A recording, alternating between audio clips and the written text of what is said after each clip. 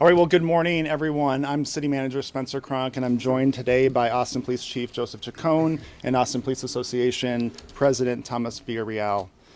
Keeping our city safe is the most important priority for local government, and having a strong, well-staffed police department is critical in achieving that goal.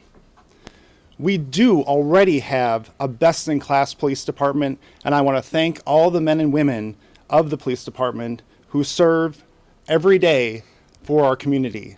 Their dedication, professionalism, and service is best in class. But having a solid agreement with our police association is another critical step in keeping our department reliable for years to come.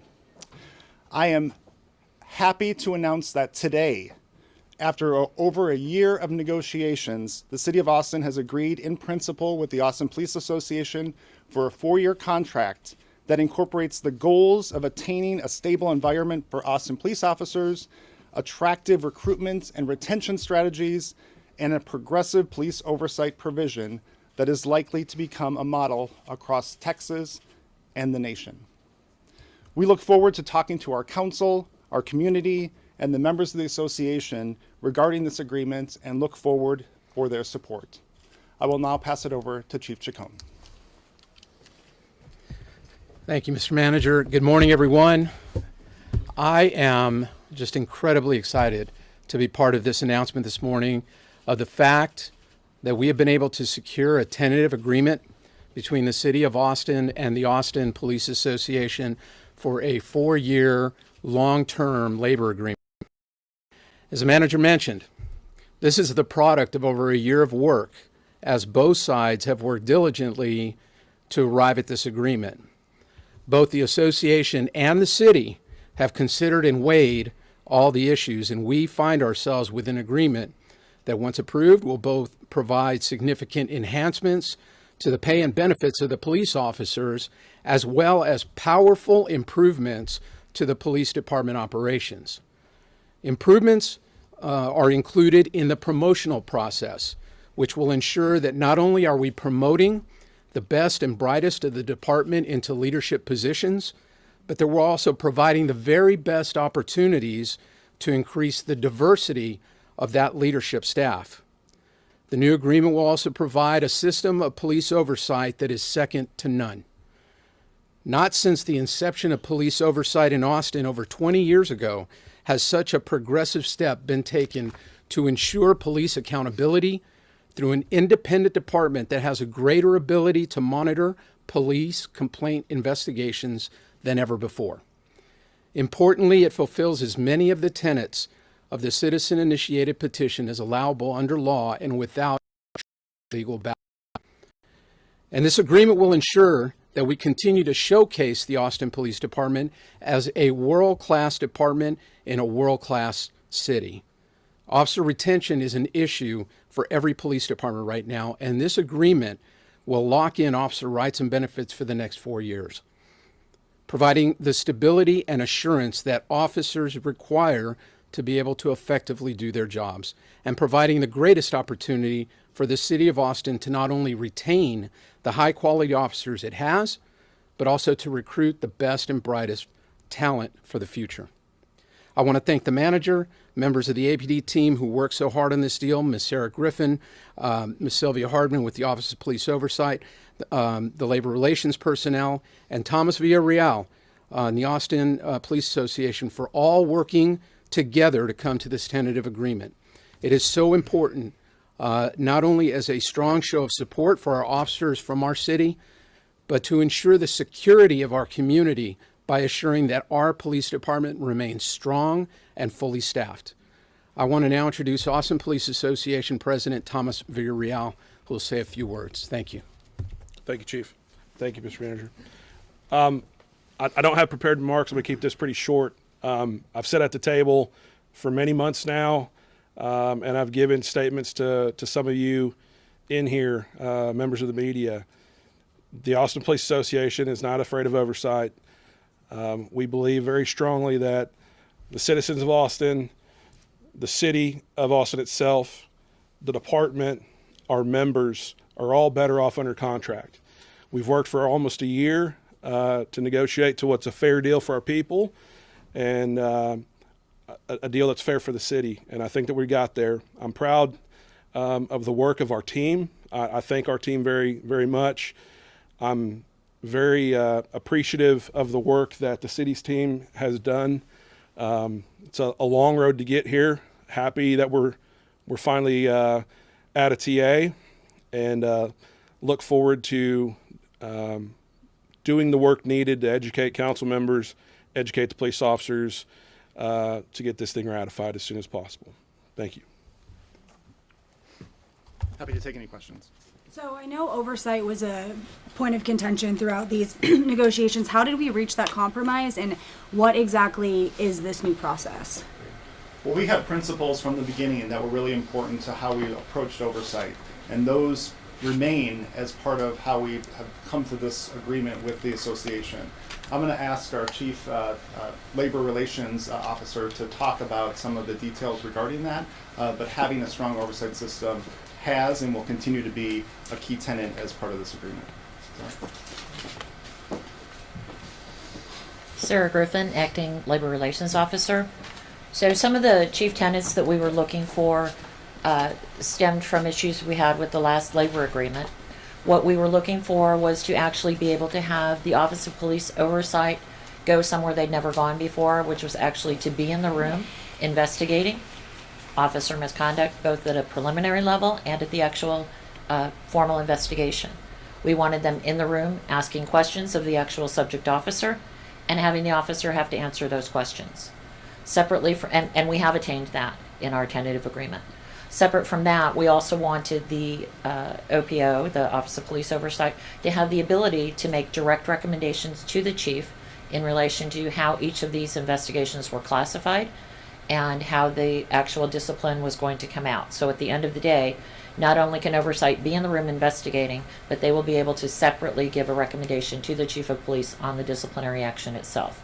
And in that way, they will have a better overall concept of whether or not the Austin Police Department is doing a good job of investigating its own officers. And they will be in the room asking the questions, knowing the answers to get that data back to the city manager and to the city council. Does this have any different impact on how the department takes those recommendations? So there are minuscule details, and there are changes in all of that. Overarching, the difference is going to be that the Office of Police Oversight can still take the anonymous complaints. It can still be from a police officer. The internal complaints will still be internal complaints.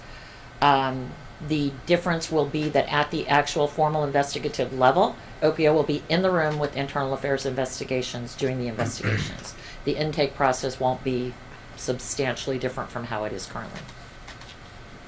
Kind of on that note, can you speak a little bit to just how and when anything in either of those propositions that we're going to see in May would be incorporated into policy if they passed?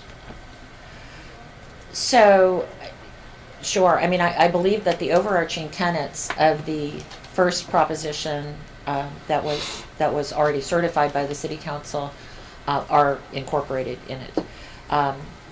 There are certain things that we did not think could be legally accomplished and or accomplished under an agreement with the APA, which is necessary under the state statute to make these things happen. So we do have the OPO investigating.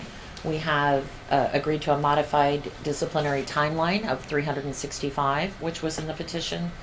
I think the overarching principles are, for the most part, there. There are small details that differ, certain definitions, that sort of thing, the details that are different in the state statute than are in the petition that have to be negotiated are more to the, different stylistically, but the overarching tenets are there. Are you guys able to tell us how the dollar amount in these negotiations and the salaries compare to contracts passed? Sure. It is close to double the total dollar amount, honestly. What we have is a 4-year contract, and it's a 14% over the 4 years.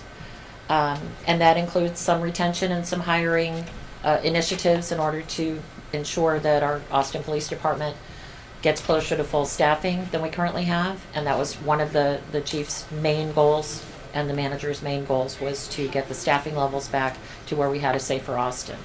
Could you please expand on what you felt couldn't be legally accomplished?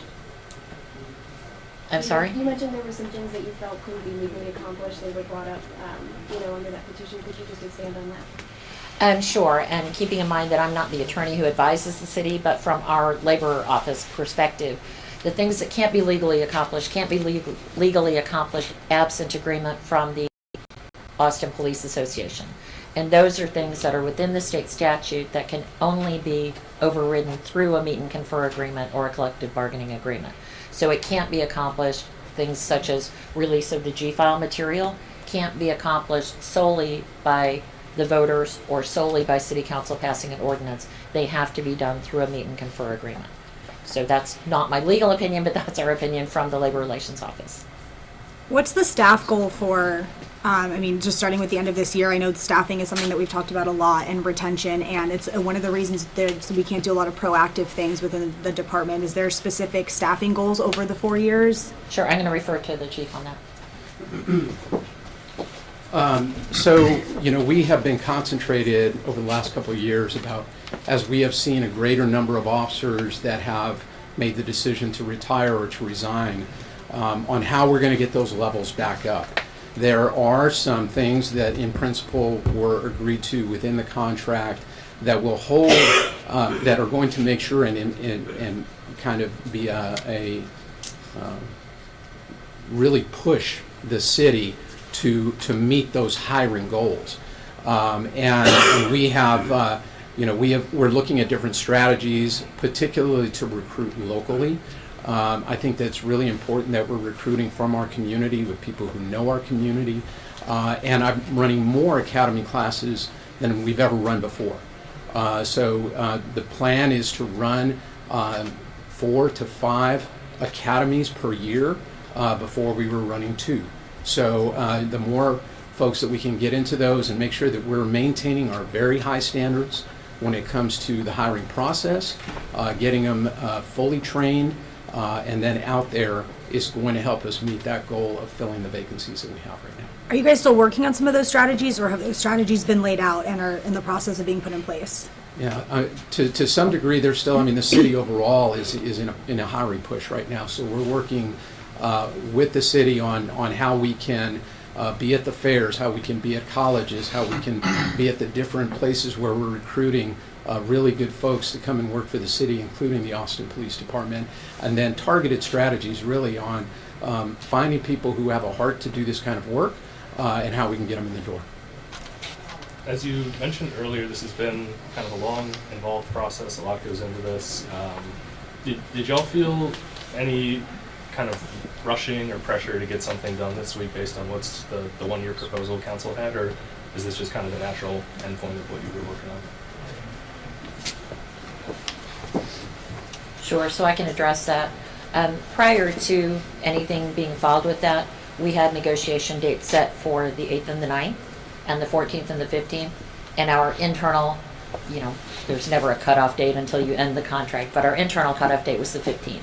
We had anticipated and had shared with the city council members that we believed that we would be done by today, and we were done by yesterday, so we were right on our own target. Just want to conclude by again saying that we have an incredible city, and I have seen over and over our community coming together to ensure that we can be safe, that we can grow and raise our families and be the economic engine that we've always been. Having this agreement in place allows us to continue on that so we can remain safe, that we can remain a world-class destination and a world-class city for generations to come. Thank you all very much. Thanks very much.